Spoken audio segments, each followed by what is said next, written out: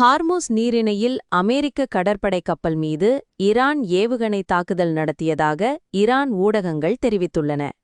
ஆனால் வாஷிங்டன் இந்த கூற்றை மறுத்துள்ளது. ஜஸ்க் தீவு அருகே எச்சரிக்கையை புறக்கணித்துச் சென்ற அமெரிக்க கப்பல் மீது 2 ஏவுகணைகள் ஏவப்பட்டதாக ஃபார்ஸ் செய்தி நிறுவனம் கூறுகிறது. தாக்குதலுக்குப் பின் கப்பல் பகுதியிலிருந்து திரும்பிச் சென்றதாகவும், ஆனால் சேதம் அல்லது உயிர்ச்சேதம் குறித்த விவரங்கள் வெளியிடப்படவில்லை என்றும் தெரிவிக்கப்பட்டுள்ளது.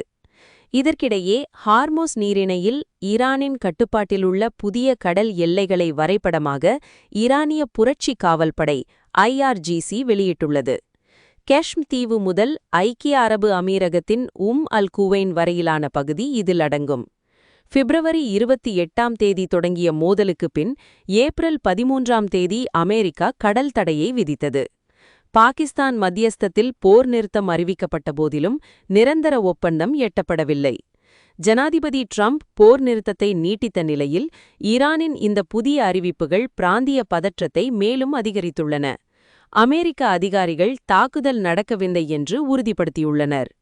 இதுபோன்ற உலகளாவிய செய்திகளுக்கு வேர்ல்ட் நியூஸ் இன் பிரீஃப் தமிழுக்கு சப்ஸ்கிரைப் செய்யுங்கள்.